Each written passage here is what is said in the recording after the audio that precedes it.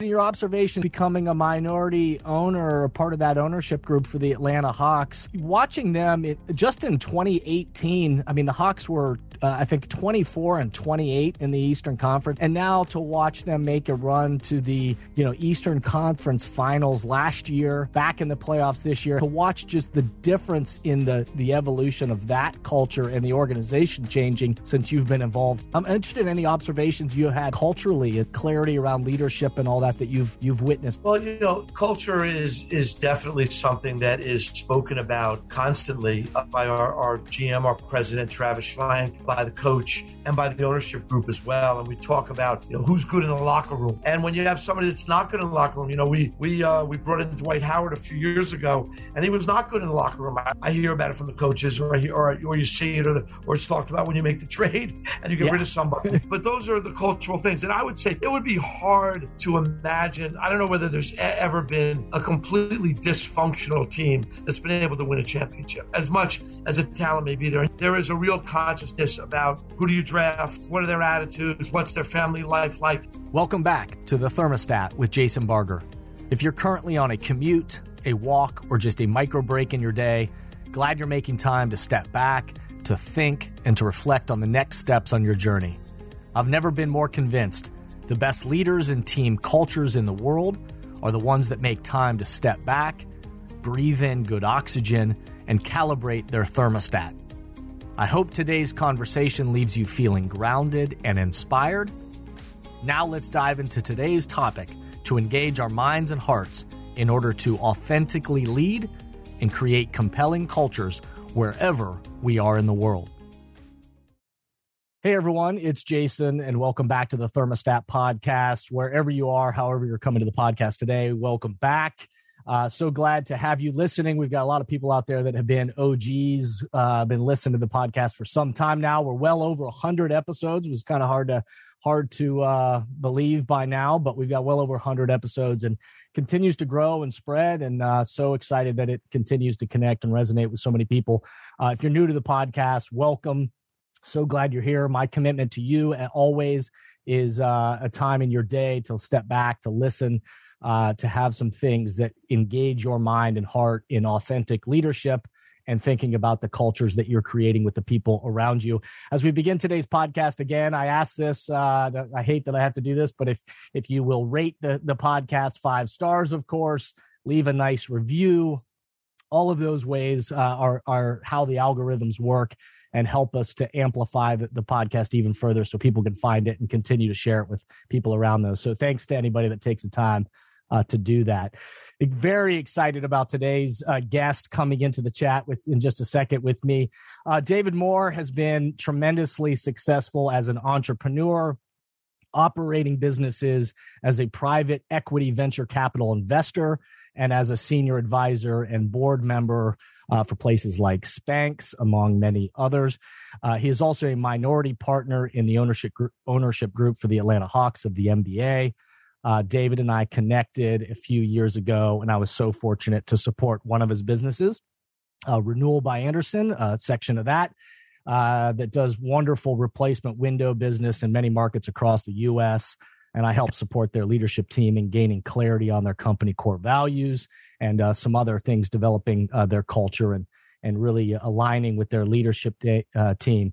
David is a fun person and a friend, and I'm super excited to welcome him to the podcast. So hello, David.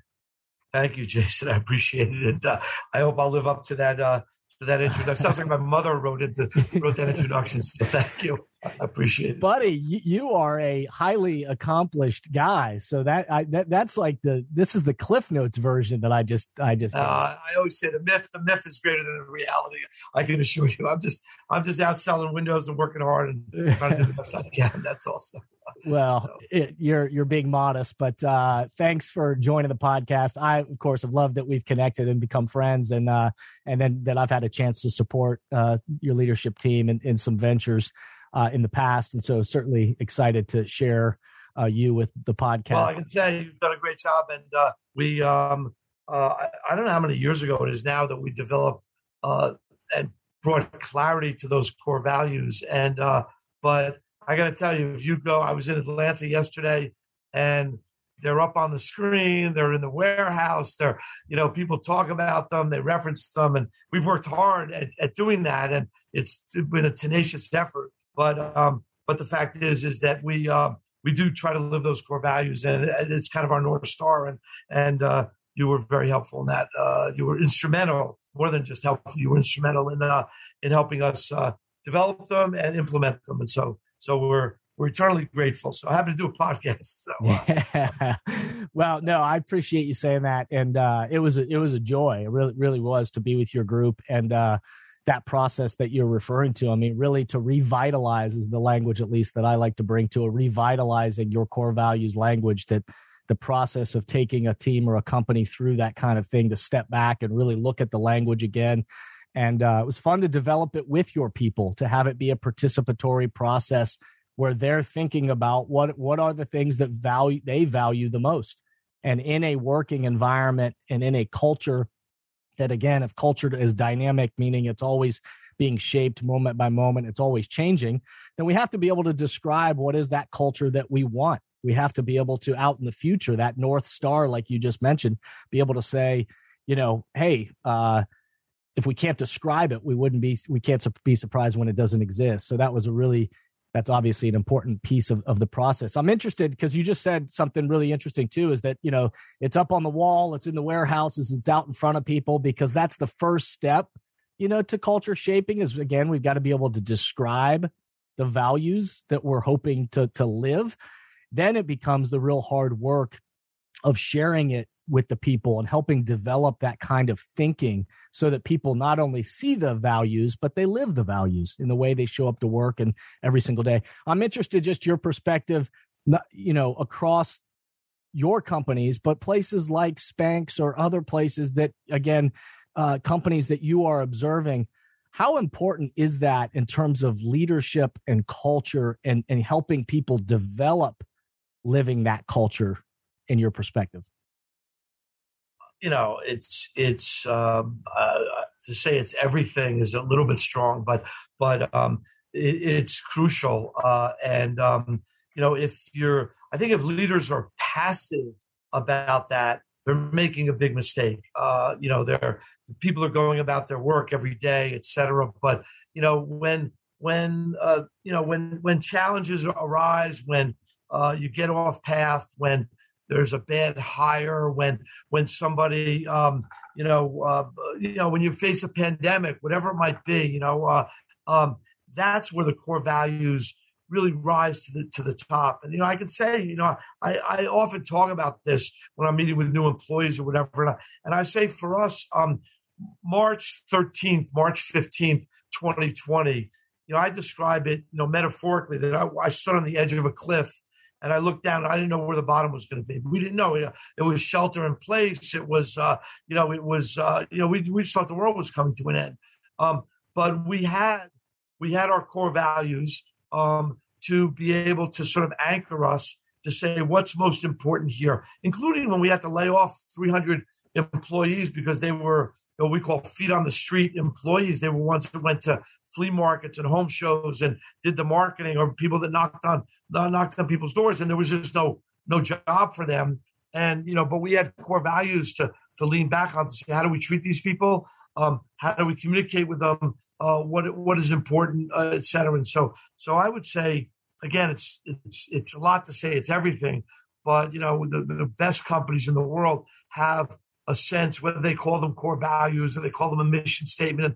I know there's differences between those, but if there's clarity around what they're all about, kind of thing. And I would say, I was just with people at Spanx 2 nights ago. That company was actually sold a few months ago to Blackstone for $1.2 billion. And Sarah's one of the world's great entrepreneurs. And we just had a dinner the other night. I was down in Atlanta for that part. And I will tell you that the clarity for her around empowering women, around making women feel good about themselves, both physically and mentally, is what's driven that business, and what makes that business such a great brand and such a great place to work, and in many ways so successful. So I'll tell you a funny story. I went to this it was a dinner to kind of celebrate the sale of the business. And when they sold the business, I'm no longer on the board because they decided to go with an all-female board going forward. So I showed up in Spanx pants, and I said, maybe this might be a little politically correct, but I hope not. But I said I wanted to identify as a female Spanx board member because maybe they could take me back again. So it was a lot of fun. For me, anything for a laugh, but in some ways I meant it, okay, because being on that board for 10 years and working side by side with Sarah in so many ways was just a great experience for me, great learning experience. She calls me her Yoda, which is kind of a fun place to be. But she's I've learned so much from her, but she is somebody who in her core understands core values and understands mission and purpose and all those kinds of things. And so it's not a random event that she is as successful as she is. It's not. No, yeah. Part of who she is and her being. So.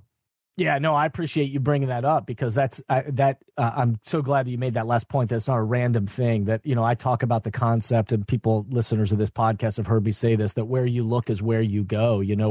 What gets your eyes, your focus, attention, that's where it is. That becomes that North Star and where you go. And it's clear and you're confirming it to us about Spanx, but the clarity around where are we looking and what's driving this thing. And then, by the way, the results will follow. So it's not a random thing. It's an intentional. And culture shaping, of course, is so intentional by design.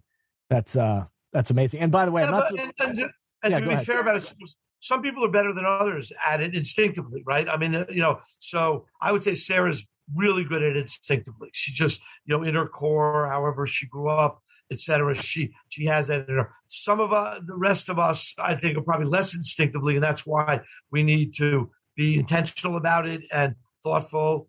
Hire great outside people to help us with it, that kind of thing.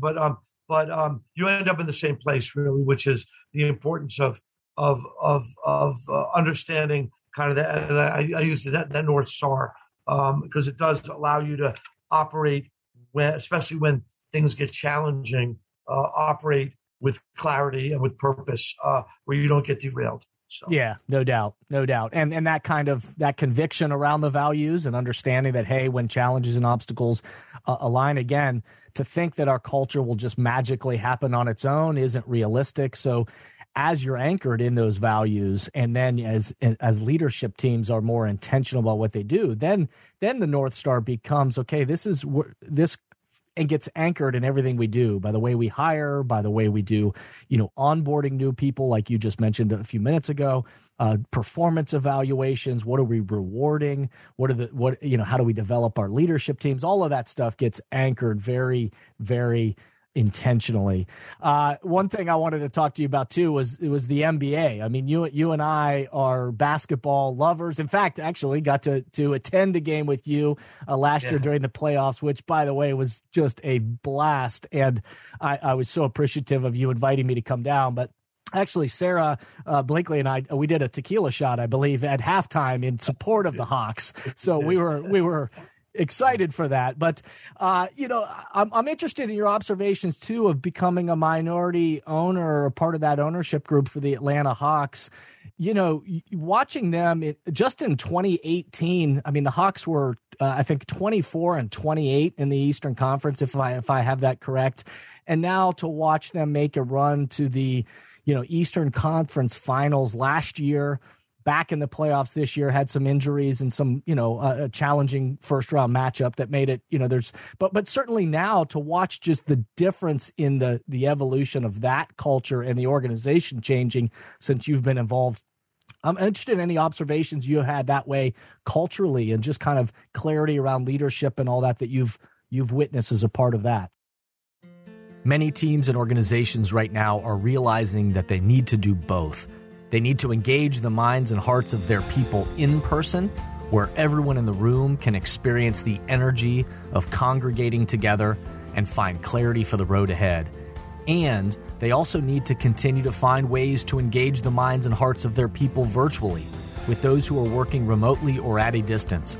So, if you are in the process of planning your next team meeting, company all-hands event, conference or culture summit and are looking for support with a powerful keynote speech, facilitated team conversations that are the currency for change, or deeper development on leadership mindset and an intentional strategy for the culture you're trying to create, I hope you'll contact us at jasonvbarger.com, jasonvbarger.com. It is my privilege and our honor to partner with great people to provide support in these areas. We want to breathe oxygen into your leaders and throughout your organization so you can set the temperature you want for your culture.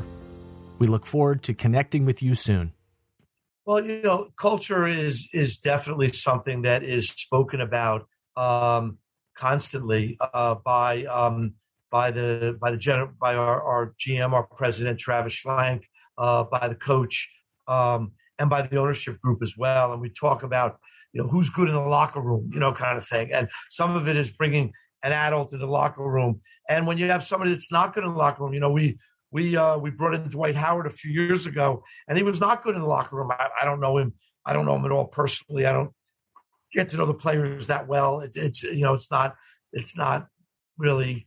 We just don't get a chance to do that. We get friendly with them a little bit here or there, but I hear about it from the coaches, or you see it, or it's talked about when you make the trade and you get rid of somebody. But it's so important, and I think we just lost pretty badly to the Miami Heat, and they talked a lot about. First of all, Eric Spoelstra's turned out to be a great coach. People thought he was kind of LeBron's assistant when LeBron was there, and I think LeBron gives that impression to some of the coaches around the league, or to the fans around the league, that's the case. But obviously, he's one of the best coaches in the league, and they talked about bringing in like an Abadiah guy and different players that are good for the team and that have the experience and that kind of thing. I was watching the Sixer game last night, and they were talking about what's the guy's name? Maxey, is that his name?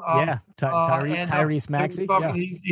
And they were talking about how he's being tutored by James Harden, and so. But those are the cultural things, and I would say it would be hard to imagine. I don't know whether there's ever been a completely dysfunctional team that's been able to win a championship, as much as the talent may be there. And you can certainly see the Lakers this year. We're talking basketball now, but the Lakers this year with certainly some pretty substantial talent there. But I don't know what's going on in the locker room, and I would assume that there's some not good stuff going on in the locker room or on the sidelines, that kind of thing. And and by the way, the flip side is a place like the Bucks, where they've actually brought the team together. Giannis is supposed to be just a world-class guy, and they've really brought the team together in a very culturally positive way, and that kind of thing. So for us, we're attuned to it. I want to be clear: I'm not making the decisions. There's one majority owner. It's not me. There are 13 owners of the team. We all talk about it a lot. We get to weigh in, but the decisions are made by the general manager, by the coach, and by the majority owner. But there is a real consciousness about who do you draft, what are their attitudes, what's their family life like. They really get into that. If you ever saw the movie Draft Day with Kevin Costner, which I actually think for a sports film is a great film, and they talk about that. I mean, that's what the whole thing is about, is the character of the players, and I think that's very important. And I think, you go to the opposite extreme, Ben Simmons, you just sort of wonder what's going on there. And obviously there's some mental health issues there probably, but also some attitude issues. And that certainly didn't help the Nets this year. So, and we use sports oftentimes as an analogy because it's something obviously that we're all connected to, or so many people are connected to and passionate about. And it's also something that plays out right in front of our eyes. And so to your very point, I mean, if you don't, again, as a metaphor and an analogy for other teams and other organizations, if you didn't think that leadership and culture mattered, if you just thought it was all about talent, then you clearly didn't watch the Boston Celtics and the Brooklyn Nets series because, that's an example playing out right in front of our faces, that the Brooklyn Nets have two of maybe the most talented, 5 players in the league, you could say, Durant for sure. And yet a collection of people that, again, the Celtics also have talent, but the way they share the ball, the way they play the game, clearly the culture of those teams, as you just watched that series, was different. And again, I would say that Atlanta, you all are in that growth mode and have come again from just a few years ago being a below 500 team to now growing in, yes, talent and identifying talent that you can bring into the organization, but also bringing in people that are buying into and or hopefully believing in the power of how are we going to play together and what is that culture that we're going to create to win. And so, the Hawks are still on that ascension. You mentioned the Miami Heat. It was LeBron's Miami Heat team years ago that again showed us this. In fact, I've had Shane Battier, on this podcast before as well. Shane, former Duke basketball player and then Miami Heat player. And the year before Shane Battier went to the Miami Heat, they still had the big three of LeBron and Dwayne Wade and Chris Bosh, but they lost pretty badly in the finals and everybody couldn't believe why. And from, then they brought in people like Shane and others to that equation.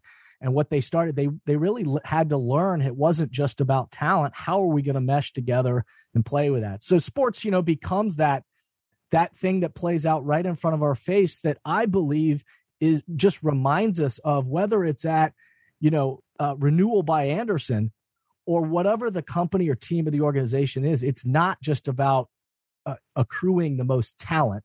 It's about how the talent plays together, the alignment around values and how they show up together. Absolutely. And it's so cool to watch anyway that the Hawks are on that ascension right now. Well, thank you. Appreciate it. I wanted to.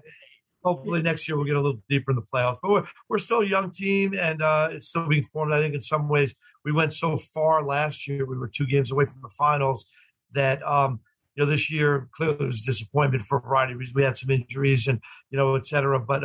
But we learned. Hopefully the players learned from this, and I think we learned some moves that we have to make, some roster moves we have to make, some spots that we need to fill in on, and also the players hopefully learn themselves. And I think Trey, if Trey is as good as we believe he is, he will adjust his game now. They were able to shut him down a bit, and he'll have to adjust to how he leads the offense. So no doubt that he's at the next point of growth and development along his path, and that's going to be fun to watch. Remember, he's 23 years old. Think about your own organization. Yeah. What you expect from a 23-year-old. A lot for us, a lot. In the corporate world, you probably don't expect that much from a 23-year-old. So got to put that in perspective. No. I mean, I remember David Moore at the age of 23. I'm sure had it all figured out. So he, guy was. Very young windows,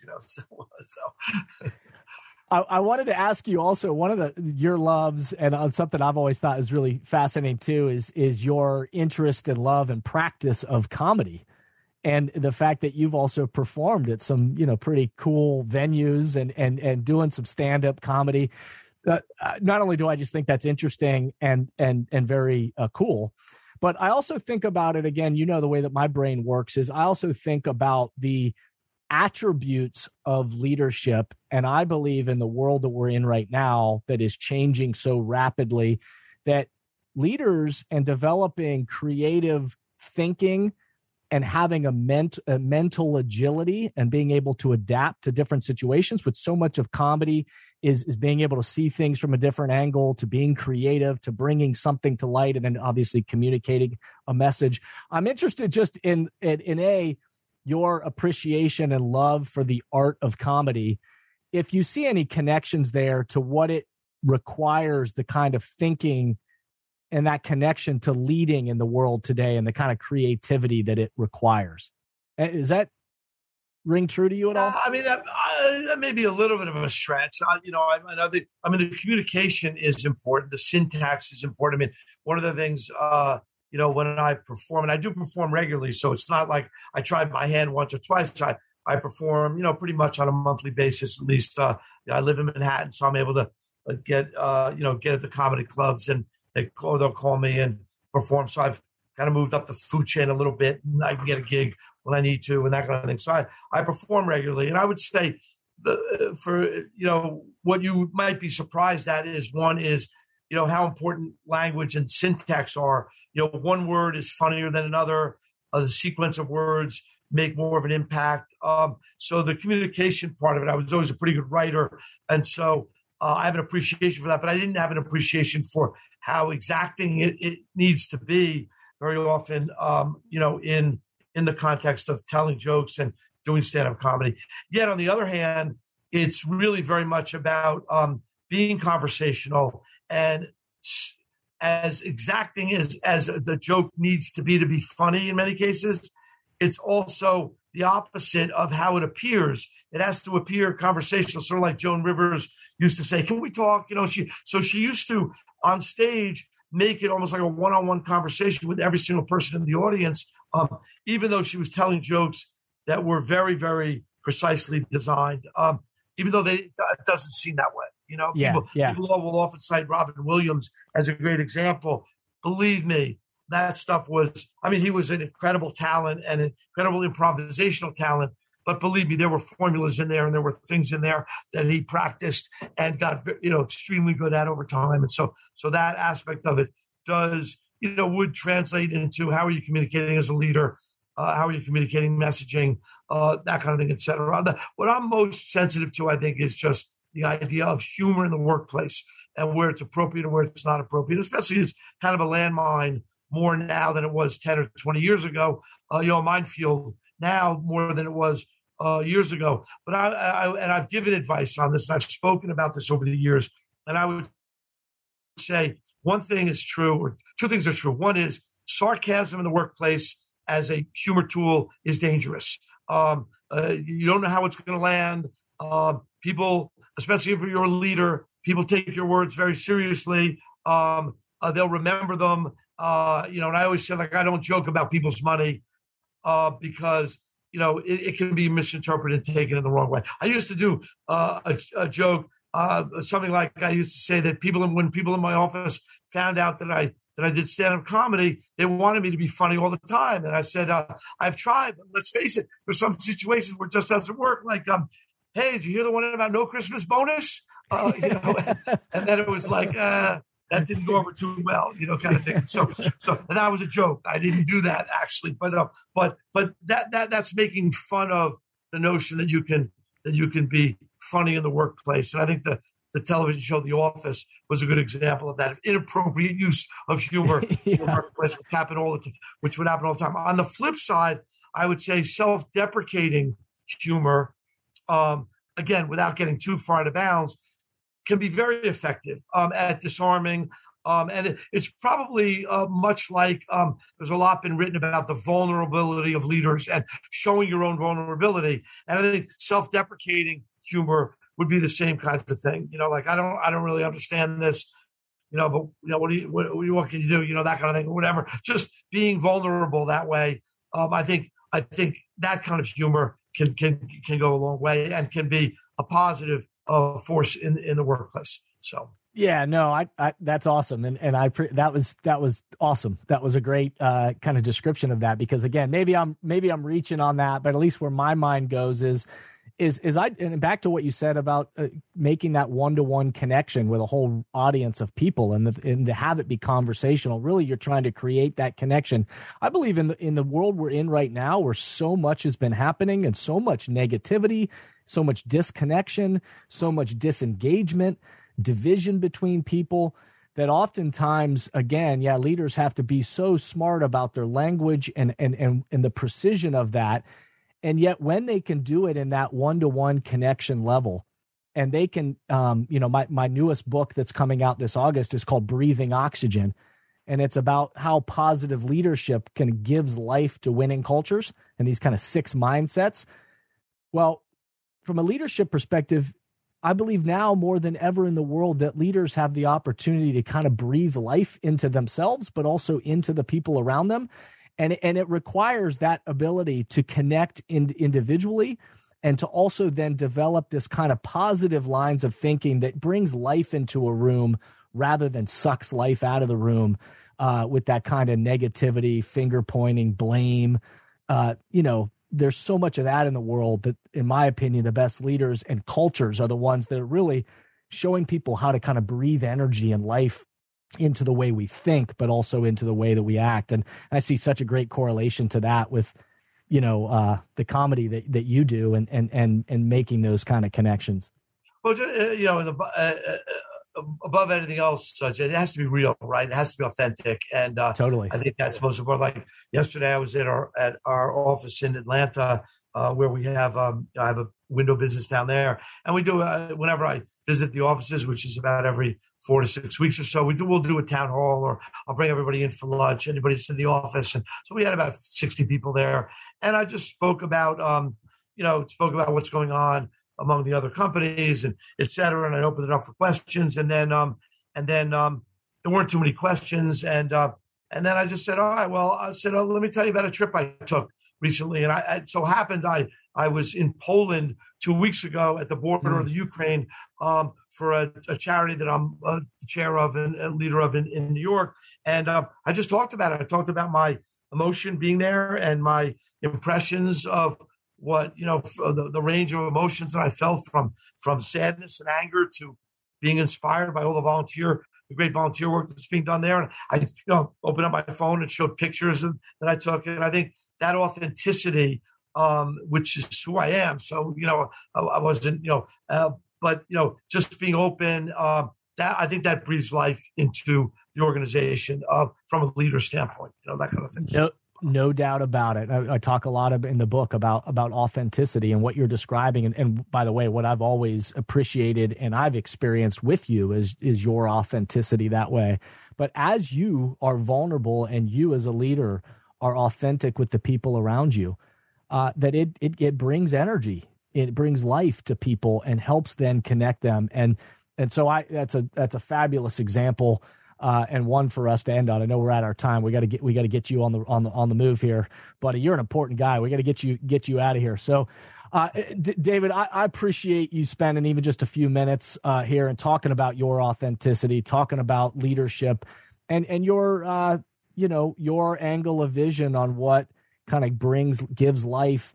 And the idea of kind of breathing oxygen is we got to keep breathing life into each other and also into the cultures around us. And so good luck and always great to connect with you and think about the ways in which you're breathing oxygen into other people around you in your life and your work. Casey, do all your books have to do with like the air around? It's like the thermostat culture, oxygen, whatever. I don't know what the next one's going to be, but it's not going to be underwater. That I can I love, as you know, I love metaphors and analogies. So this is the next one. But yeah, I think once you've got a structure in place and you understand the structure of setting the temperature and having a culture, then it's what are the leadership mindsets that you need to continue to breathe oxygen into that culture. And that's kind of the extension of this next book. So fair enough. So I look forward to it, and I look forward to seeing you again. Hopefully, we'll get a game in next season, and we'll go from there. So yeah, and we'll get a game, and I got to come see you perform in New York too. So I'm not bashful. So anytime you're in New York, let me know. We'll get on stage. So all right. All right. Well, everybody out there listening, again, thanks for this couple of minutes with David. It's so great to chat. And again, authentic leadership is about being real. And in the midst of a time when so many challenges and obstacles face everybody, authentic leadership and creating compelling cultures are what set a temperature. And we do that by aligning the minds and hearts of the people around us. So thanks for listening. One thing, I just want to say one thing. I was thinking about this before. I didn't get a chance to say, but you think about core values and you think about sort of setting that tone. How much more important is that when you've got people working remotely?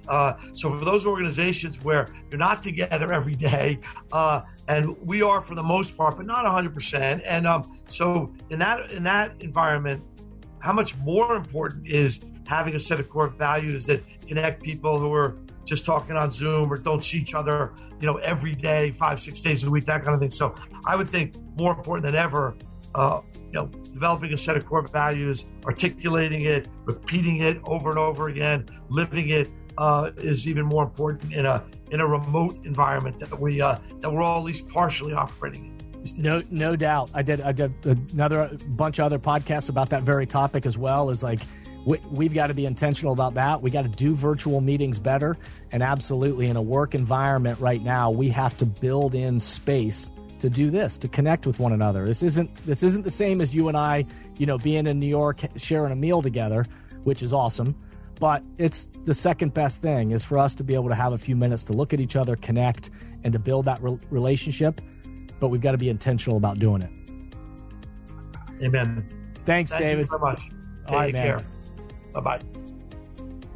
Thank you for listening to today's podcast, and I hope the messages and questions stimulate positive change along your path. As always, if these messages resonate with you and add value to your life, I hope you'll help amplify them throughout the world. Please rate, comment, and share on whatever podcast or social media platform you're using, and share this podcast with the people in your life or work who should be part of these conversations. That way, this spirit does, in fact, spread.